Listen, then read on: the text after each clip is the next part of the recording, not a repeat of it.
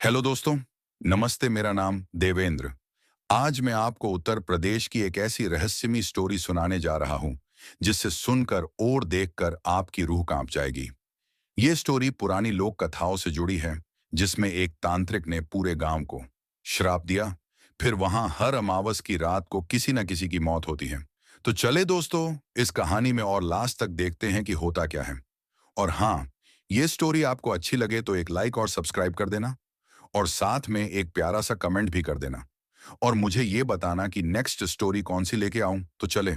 उत्तर प्रदेश के पूर्वी हिस्से में घने जंगलों और नदी के किनारे बसा एक छोटा सा गांव था, रामगढ़। गांव के लोग सादगी से जीते थे, लेकिन उनके दिलों में सदियों पुराना डर बसा था। कहा जाता था कि बहुत साल पहले इस गांव में एक तांत्रिक आया था। वह इंसान भूत प्रेत से बात करता था और अजीब मंत्र पढ़कर लोगों की किस्मत बदल देता था। शुरू में गांव वाले उसे भगवान का अवतार मानते थे, लेकिन धीरे धीरे तांत्रिक ने लालच और काले कर्मों की राह पकड़ ली। गांव की एक लड़की आज सरोजा की सुंदरता पूरे इलाके में मशहूर थी। तांत्रिक ने उसे अपने काले कर्मों के लिए बलि बनाने की कोशिश की, लेकिन गांव वालों ने उसे बचा लिया। गुस्से में तांत्रिक ने पूरे गांव को श्राप दिया, जिस रात भी अमावस्या को लाल चांद निकलेगा, उस रात इस गांव में किसी न किसी की मौत होगी। और वो मौत ऐसी होगी कि उसकी आत्मा कभी शांति नहीं पाएगी। उसके बाद से गांव में अजीब घटनाएं होने लगीं। अमावस्या की रात किसी न किसी की रहस्यमय मौत होती। कभी किसान कुएं में गिरा मिलता, कभी औरत की लाश पेड़ से लटकती। लोग कहते, ये तांत्रिक का श्राप है। धीरे धीरे गांव सुनसान होने लगा, लेकिन अभी भी कुछ परिवार वहीं रहते थे। आज का समय। गांव में अब पक्के मकान बनने लगे थे, लेकिन डर वहीं पुराना था। एक रात अमावस्या को गांव के मुखिया रघुनाथ सिंह की बेटी रीमा की लाश पुराने बरगद के पेड़ पर लटकती मिली। गले में रस्सी, चेहरा नीला।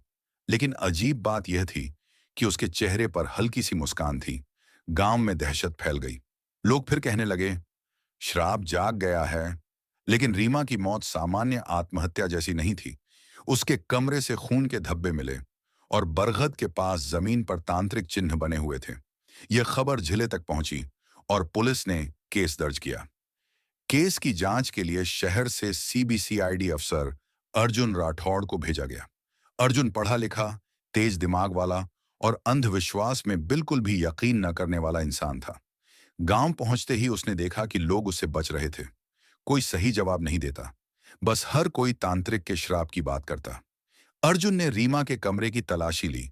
वहां उसे एक पुरानी डायरी मिली। उस डायरी में लिखा था, मुझे लगता है कि पापा कुछ छुपा रहे हैं।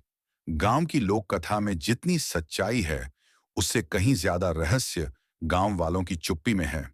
अर्जुन को लगा कि यह मामला सीधा नहीं है।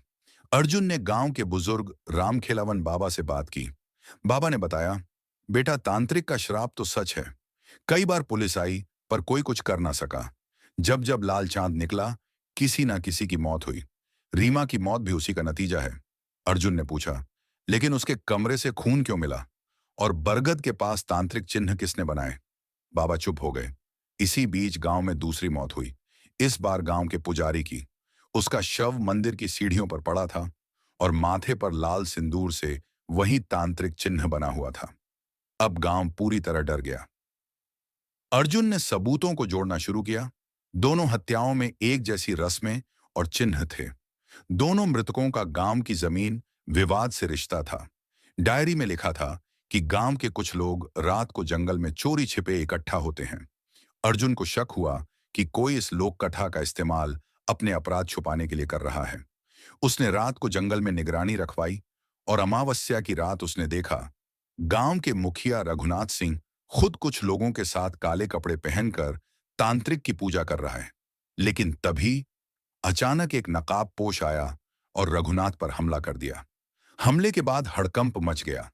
अर्जुन ने नकाबपोश को पकड़ लिया। जब उसका नकाब उतारा गया, तो सब हैरान रह गए। वह और कोई नहीं, रीमा का भाई विकास सिंह था। विकास ने कबूल किया, हाँ, मैं ही इन हत्याओं के पीछे हूं, पर मैं कोई पागल नहीं। मैं बदला ले रहा था। अर्जुन, किससे बदला? और रीमा की हत्या क्यों?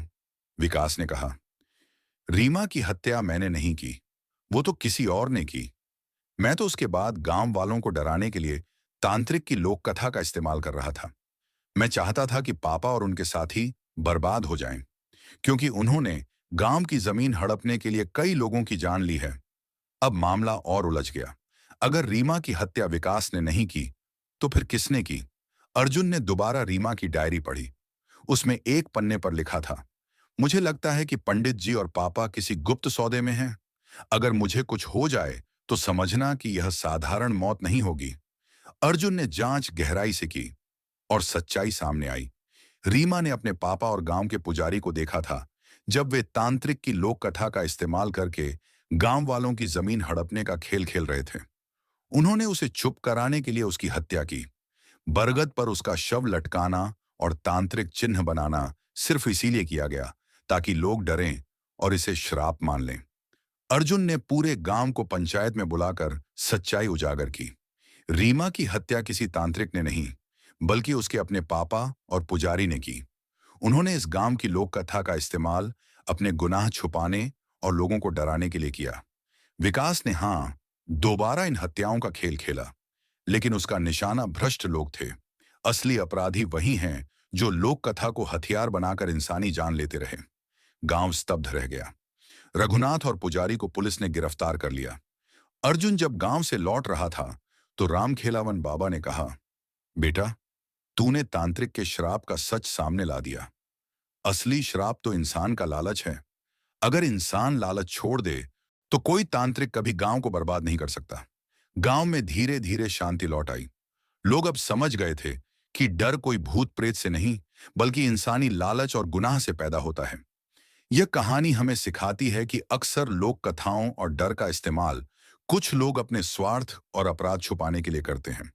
असली राक्षस भूत नहीं, बल्कि इंसान का लालच और पाप है।